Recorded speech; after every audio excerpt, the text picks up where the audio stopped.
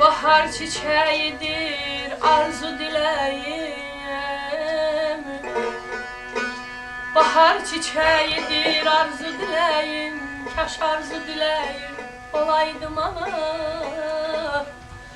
Yüreğim döyünüp yavaş vuranda dayanan yüreğim olaydım ana.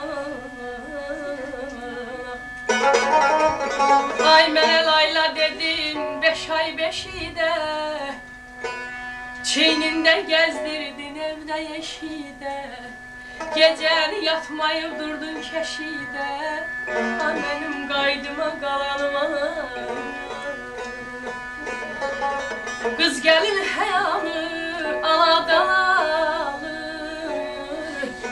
silinməz boyanı anadan alır. Güneşten nurunu anadan alır, en ülbü, en temiz anadır ana.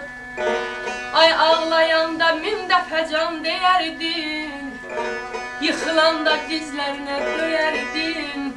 Duz çöreği benimle bir yeyerdin, ağzımda lezzetim, şerbetim ana.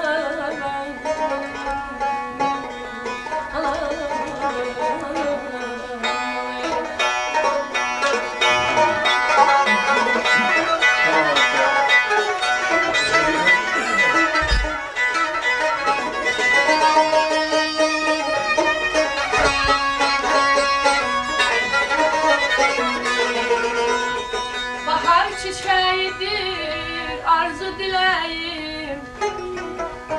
Anasız olmasın ömrü heç kəsin. Cahan bir yanadır, o bir yanadır.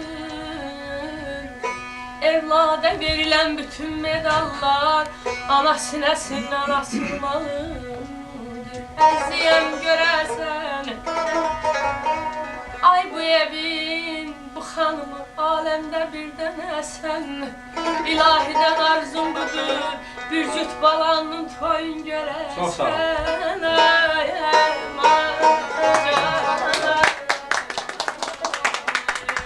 Atanın evindən ayrılmaz bir Ya sevdiğim abla. Biz seçelim